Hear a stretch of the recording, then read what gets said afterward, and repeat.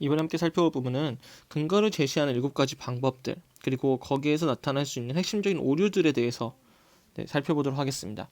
먼저 근거라고 하는 것은 어떤 일이나 의논, 그리고 의견에 대한 그 근본이 되는 것, 또는 그런 까닭들, 그래서 우리가 어떤 주장이 있을 때 이 주장을 뒷받침해 주는 것을 근거라고 이야기합니다. 어떤 핵심 주장을 뒷받침하는 핵심적인 내용인 거죠. 이 근거를 제시하는데 많이 쓰는 7가지 방법은 화면에 보시는 이와 같은 방법들입니다. 전문가의 견해를 인용하는 것, 숫자와 통계를 활용하는 것, 관찰과 경험에 대한 이야기, 그리고 인용, 증거, 사례, 추론, 이와 같은 7가지의 방법들을 굉장히 많이 활용하는데, 이 7가지 방법들을 쓰는 데 있어서 쓰는 것만큼이나 사실 중요한 게 이 근거가 제대로 되어 있는가라고 하는 판단이거든요. 네, 그 판단, 이 근거 7가지 제시 방법에서 나타나는 오류들이 어떠한 것인가 같이 살펴보도록 하겠습니다.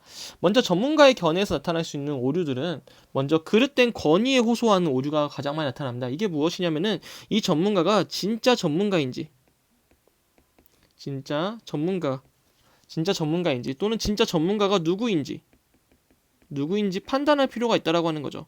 이 분야에 내가 가지고 온 근거 자료가 진짜 전문가가 맞아? 이 사람 진짜 전문가라고 할 수 있어? 라고 하는 그 판단. 이게 잘못되면 그냥 우리는 그릇된 권위에 호소하게 되는 겁니다. 또는 엇갈린 견해의 오류. 이거는 뭐냐면은 또 다른 전문가의 의견은 없는지 판단해야 할 수 있어야 됩니다. 그랬을 때 한쪽 전문가의 이야기만 듣거나 하면은 편협하고 또 편향된 그런 생각을 갖게 되는 거죠.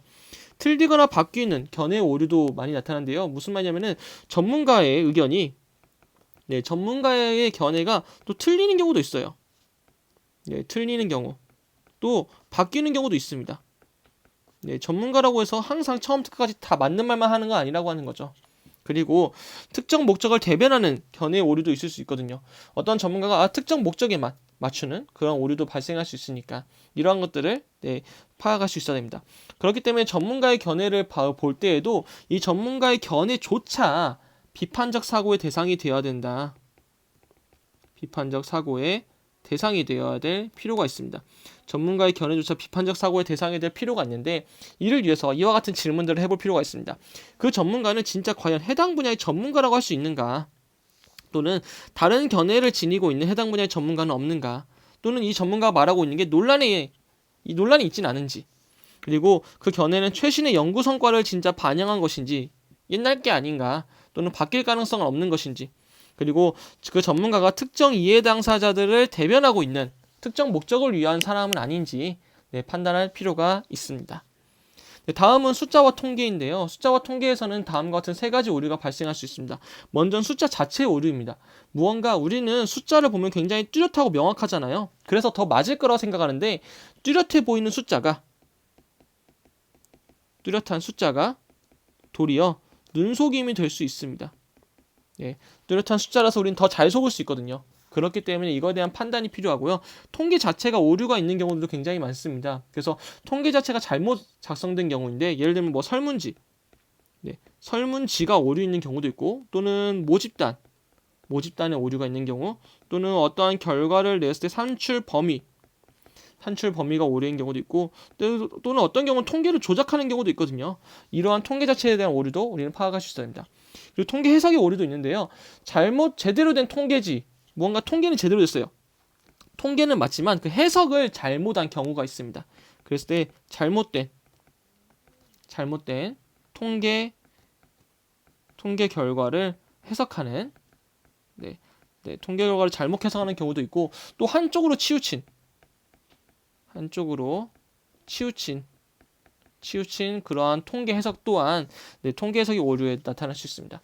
그렇기 때문에 상대방이 근거를 들이댈 때 무언가 숫자와 통계를 바탕으로 근거를 들이댄다라고 하면은 우리는 숫자 자체에 오류는 있는지 없는지, 그랬을 때 거기에 나타나는 숫자나 무언가 퍼센테이지나 또는 그래프나 또는 평균값이나 이러한 것들에 대한 실상, 이러한 것들이 진짜 맞아? 라고 하는 판단이 필요하고요. 두 번째는 통계 자체의 오류는 없는지, 무언가 설문지는 괜찮은지, 모집단은 괜찮은 건지, 그리고 그 통계를 산출하는 방법은 괜찮았는지에 대한 판단이 필요합니다. 통계 해석에 오류는 없는가도 봐야 되는데요. 무언가 통계를 잘못 이해하거나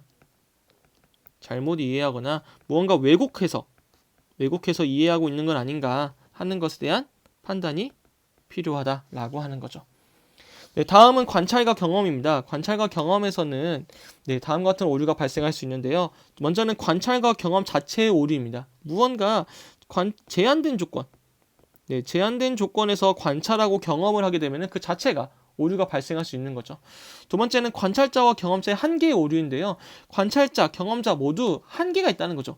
이것은 그 말 그대로 관찰자나 경험자라고 경험이 갖고 있는 경험 자체에 대한 경험 자체는 한계가 있기 때문에 이것이 진짜 정확한가? 라고 판단이 필요할 수 있고요.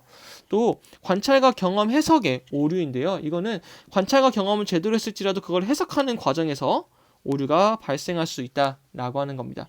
그렇기 때문에 관찰과 경험은 확실한 거죠. 굉장히 확실하잖아요. 내가 눈에 봤어, 내가 했어 라고 하는 그 확실성만큼이나 뭔가 편협할 수 있다라고 하는 편협할 수 있기 때문에 그 편협에 대한 가능성을 판단하고 있어야 되는데요. 개인적 차원이기 때문에 무언가 제한된 조건에서 관찰하거나 경험한 것은 아닌지 또는 관찰자나 경험자의 배경 지식이나 안목에 따라서 그 기준이 다를 수 있는 사안은 아닌지 개인적인 관찰이나 경험을 너무 지나치게 일반화하고 있는 것은 아닌지에 대한 판단도 필요합니다. 다음은 인용입니다. 인용에서는 무언가 내 의견과 다른 사람의 의견을 구별하지 않는 오류가 발생할 수 있는데요. 이것은 마치 다른 사람의 생각을 무언가 내 생각인 것처럼 베끼는 그런 오류가 발생할 수 있는 거죠. 또 인용문 자체가 오류가 있는 경우가 있습니다. 이거는 인용했을 때 그 원문 자체가 잘못된 경우도 있고요. 맥락을 무시한 오류도 있는데요. 전체 맥락을 봐야 되는데 무언가 전체 맥락은 보지 않고 입맛에 맞는 부분만 가지고 와서 내 근거 자료로 활용하는 그러한 것이 인용할 때 많이 나타나는 오류입니다. 그래서 이 인용이라고 하는 것, 뭔가 인용은 되게 간단해 보이거든요. 하지만 이 간단하게 보이는 인용이 사실은 현실을 왜곡하는 가장 무서운 무기가 될 수 있다라고 하는 것. 현실을 왜곡하기 가장 무서운 무기가 될 수 있다는 걸 판단하기 위해서는 이와 같은 질문들을 해볼 필요가 있는데요. 자신의 의견과 다른 사람의 의견을 정확하게 구별하고 있는지, 분리가 되어 있는지, 또 인용문 자체가 잘못된 것은 아닌지, 또 인용문이 원작자의 의견을 제대로 반영하고 있는지, 혹시나 이 인용문이 악의적으로 재편집된 것은 아닌지에 대한 판단도 필요하다라는 겁니다. 다음은 증거입니다. 증거는 다음과 같은 5가지 오류가 발생할 수 있는데요. 먼저는 불충분한 증거 오류입니다. 충분하지 않은데 그냥 활용하고 있는 거죠. 충분하지 않은 걸로 주장을 하는 경우고, 은폐된 증거, 이것은 입맛에 따른 증거만 고르는 겁니다. 현재 제시된 증거가 정말 균형 잡힌 증거인지 판단할 필요가 있다는 겁니다. 그냥 내가 원하는 것만 증거로 골랐다는 거죠. 그 다음은 특정 목적에 따라 증거를 채집하는 오류인데요. 말 그대로 진짜 그 목적에 따라서 채집하는 거예요. 내가 원하는 것만 가지고 가는 겁니다. 확증 편향의 오류. 확증 편향이라고 하는 거는 무언가 내가 답을 정해놓고 미리 증거를 찾는 거예요. 답을 미리 정해놓고 증거를 찾는 거기 때문에 무언가 내 생각이 맞아. 내 생각이 맞는 것에만 그냥 뒷받침하는 겁니다. 내 생각을 뒷받침하는 증거만 찾는 거. 자신의 생각을 뒷받침하는 증거만 찾는 겁니다. 내 생각이 맞다라고 답을 미리 정해놓고 증거를 찾는 거죠.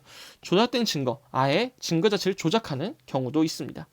그렇기 때문에 증거를 볼 때 우리는 이 증거는 눈을 굉장히 쉽게 속일 수 있거든요. 우리의 눈을 쉽게 속일 수 있기 때문에 그 제시된 증거가 충분한지, 은폐된 증거는 없는지, 조작한 것은 아닌지, 특정 목적에 따라 채집된 증거는 아닌가, 또 선입관에 빠져서 이미 결론을 정해놓고 확증 편향처럼 상황을 주관적으로 판단하는 것은 아닌지에 대한 판단이 필요합니다. 다음은 사례입니다. 사례는 가장 많이 나타나는 게 이 성급한 일반화의 오류인데요. 무언가 한두 가지의 사례만을 가지고 일반화하는 그러한 오류가 굉장히 많이 나타납니다. 그랬을 때 제한된 정보, 불충분한 정보, 또 대표성이 결여된 무언가 그런 한두 가지 특수한 사례만을 가지고 이야기하는 거죠. 이것이 바로 성급한 일반화의 오류고요. 엉터리 사례의 오류도 있습니다. 무언가 사례 자체가 엉터리거나 조작된 그러한 사례가 근거 자료로 활용될 수도 있는 거죠. 이 경우 또한 사례에서 나타나는 오류라고 볼 수 있습니다. 그렇기 때문에 이 사례는 언제나 진실을 가리는 진실성 있는 그런 사례를 보는 게 굉장히 중요한데요. 한두 가지 사례를 가지고 성급하게 일반화하고 있는 것은 아닌지에 대한 판단, 그리고 실제 사실이 아닌 내용을 시사실 아닌 내용을 사실 사례로 제시하고 있는 건 아닌지에 대한 판단이 필요합니다. 네, 다음은 추론입니다. 추론은 무엇인가 그 어떤 근거를 바탕으로 해가지고 결론을 이끌어내는 그런 논리 과정인데요. 이 추론에서는 다음과 같은 네 가지 오류가 많이 나타납니다. 먼저는 무지에 호소하는 오류입니다. 무지에 호소하는 오류는 무엇이냐면은 증명된 적이 없어. 내가 말하는 거 증명된 적이 없으니까 이거를 인정해야 돼. 또는 거절해야 돼. 라고 그렇게 이야기하는 것이 무지에 호소하는 오류입니다. 어떠한 주장이 반증된 적이 없으니까 사실이야. 또는 이 결론이 증명된 적이 없어 라고 하니까 잘못된 거, 거짓이야. 틀렸다고 주장하는 거. 이런 것들이 무지에 호소하는 오류라고 볼 수 있습니다. 분할의 오류는 전체가 가진 성질은 부분에도 통한다라고 하는 그러한 건데요. 뭔가 전체에서 이와 같은 특성을 가지고 당연히 부분도 그러한 거야 라고 이야기하는 거죠. 네, 어떤 전체가 특성한 성질을 띠기 때문에 다른 작은 부분도 전체 성질과 같을 거야 라고 이야기하는 것이 분할의 오류입니다. 결합의 오류는요, 부분의 속성을 더했을 때, 부분의 속성과 부분의 속성을 더했을 때 이 전체의 속성 또한 이 각각 부분의 속성을 가지고 있다라고 믿는 것이 결합의 오류입니다. 분할의 오류와 같이 묶여서 보면 좋을 것 같고요. 군중, 대중에 호소하는 오류는요, 군중, 많은 사람들이 그렇게 생각한다고 맞아. 그러면 맞는 거야 라고 호소하는 겁니다. 많은 사람들이 그렇게 생각하면 옳다고 믿는 것. 이것이 바로 군중에 호소하는 오류라고 볼 수 있죠. 그래서 이 추론 과정에서는 앞뒤의 논리가 맞는지에 대한 판단이 필요한데요. 이걸 위해서는 아닌 것과 아직 모르는 것이 서로 다르다. 성급한 유출을 하고 있는 것은 아닌가, 성급히 유출하는 건 아닌가에 대한 질문에 대한 판단, 전체의 일부분만 잘라서 확대하는 그런 오류를 저지르고 있지는 않은지, 부분의 속성을 합해도 그 성질이 동일하다고 생각하는 것은 아닌지, 많은 사람들이 동의했다고 무조건 맞다고 할 수 있는지, 이런 것에 대한 판단이 필요합니다. 그랬을 때 주장의 6가지 논리 오류. 앞부분에서 우리는 주장했을 때 6가지 논리 오류들을 살펴보았는데 여기서 바탕으로 본 7가지의 근거를 통한 논리도 같이 살펴보면서 주장과 근거 사이에 어떤 오류들이 있는지 살펴보고 이 두 가운데 나타나는 오류들을 바탕으로 타당하고 또 신뢰성 있는 주장과 근거를 펼치는 것이 필요하겠다라고 보시면 좋을 것 같습니다. 고생하셨습니다.